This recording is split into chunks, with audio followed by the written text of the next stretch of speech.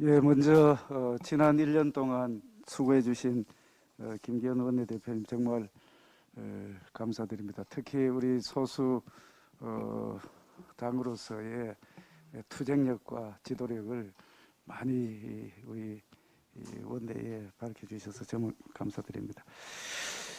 지난 29일 날 소득주도 성장 특별위원회는 문재인 정부 5년간 소득주도 성장을 평가하는 토론회를 개최했습니다. 혹시나 했는데 역시나였다는 말씀을 드립니다. 문재인 정부는 끝까지 자신들이 철저히 망쳐놓은 경제정책에 대해서 이런 방구의 반성도 없었습니다. 오히려 궤변과 낯부끄러운 찬양 일색으로 마무리된 소득주도 성장 평가 토론회를 보면서 이제까지 그 정책의 뻔뻔함 그리고 위선을 혀를 내두를 그런 지경입니다. 마차가 말을 끌고 또 꼬리가 몸통을 흔드는 말하여 소득주도 성장 완전히 실패했다는 것은 이미 알려진 사실입니다. 이념과 경제놀이를 앞세울 경우에 어떠한 불상사가 일어나는지를 직접 보여준 정말 경제교과에 서서 전형적인 실패 정책의 사례로 기록될 것입니다. 수용성은 고려하지 않고 자신들이 이념에 기초한 급격한 최저임금 인상, 정말 자영업자와 알바생 간의 갈등, 이른바 을끼리의 싸움을 부추겼던 결과가 나타났습니다. 또한 과도한 임금 상승으로 양질의 일자리가 줄어들자 정부는 막대한 재정을 쏟아부어서 만든 부실한 단기 일자리를 양산해서 고용이 마치 개선된 것처럼 숫자만 부풀리는 결과로 나타났습니다. 국가 채무, 청년 실업 양극화 어느 하나 개선된 것이 없지만 소득주도 성장 토론에서는 그 어떤 반성도 나오지 않았습니다. 앞으로 이렇게 잘못된 정책 확실히 바꾸고 이념이 아닌 경제 논리에 기초한 정책을 추진해야 할 것입니다. 다음은 공공기관 지방 이전에 대해서 한 말씀 드리겠습니다. 인수위의 지역균형발전특위에서 제2차 공공기관 지방 이전에 대한 논의가 지금 한참 진행 중인 걸로 알고 있습니다.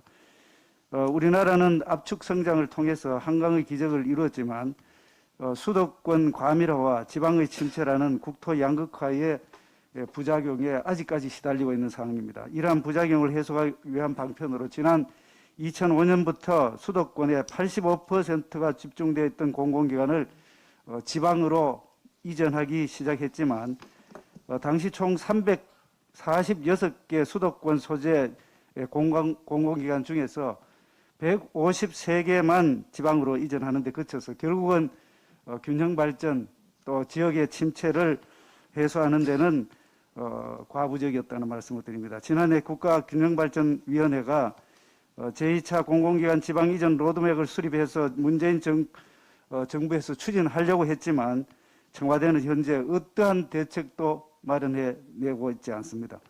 수도권 과밀화와 국토 불균형은 현재도 계속 진행 중입니다. 전국 대부분의 지방자치단체가 결의안까지 발표하면서 제2차 공공기관 지방 이전 계획이 조속히 진행되기를 염원하는 것은 지방이 소멸될지도 모른다는 그런 위기감에 따른 것입니다. 지역의 일자리를 창출하고 인구가 유입되고 경제 활성화가 될 수 있는 유인책을 마련하는 것이 지방 살리기, 국토 균형 발전의 핵심이라는 점에서 수도권 공공기관을 지방으로 분산시키는 것이 지역 발전의 하나의 해법일 수만은 없습니다만 공공기관 이전은 정부 주도로 빠르게 해서 지방의 침체, 지방 위기 소멸 위기를 해소해 주시기를 바라겠습니다. 다음은 그 국가 채무에 대해서, 국가 부채에 대해서 한 말씀 드리겠습니다. 한덕수 국무총리 지명자가 연이틀 그 재정 건전성을 지금 강조하고 있습니다. 자칫 추경 불협화음 논란이 일어날 수도 있음에도 불구하고 재정 건전성을 꺼내든 것은 우리나라 국가 채무의 증가 속도가 너무 빠르고 심각하기 때문입니다. 사실 지극히 옳은 말씀이라는 말씀을 드립니다. 문재인 정권은 지난 5년간의 국가 채무 관리를 사실상 방치하다시피 했습니다. 5년 내내 초대형 적자 예산을 편성해서 세금을 마구 뿌렸다고 평가할 수 있습니다. 코로나 때문만이 절대로 아닙니다. 최저임금 급격한 인상, 일자리 등 온갖 정책 실패를 사실상 세금으로 틀어 막았다고 볼 수밖에 없습니다. 2017년에 400조 원 규모의 예산이 5년 만에 금년도에 607조로 넘어서는 그런 상태입니다. 그것도 모자라서 매년 빠짐없이 총 10차례에 걸쳐서 151조 원의 추경을 편성을 했습니다.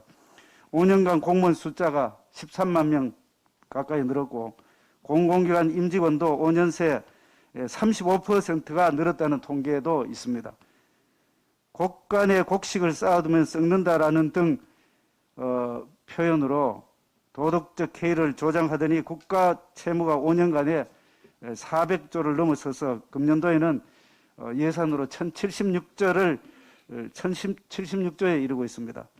IMF의 재정 점검 보고서에 따르면 한국의 향후 5년간 국가 채무 증가 속도는 선진국 35개국 중에서 1위입니다. 이대로 가다가는 2031년에는 국가 채무 비율이 81%를 넘어서게 되는 그런 상황이 될 것입니다. 국가 채무는 궁극적으로 개인과 기업의 세금으로 갚아야 되는 그런 빚입니다. 국가라는 추상적인 조직의 독립적인 빚이 아니라 결국은 우리 개인 기업이 부담으로 돌아온다는 말씀을 드립니다. 윤석열 정부는 무섭게 불어나는 국가 채무에 적극적으로 대응을 하면서도 경제와 그리고 국민의 삶의 질을 높이는 데 최선을 다하겠다는 말씀입니다. 이상입니다.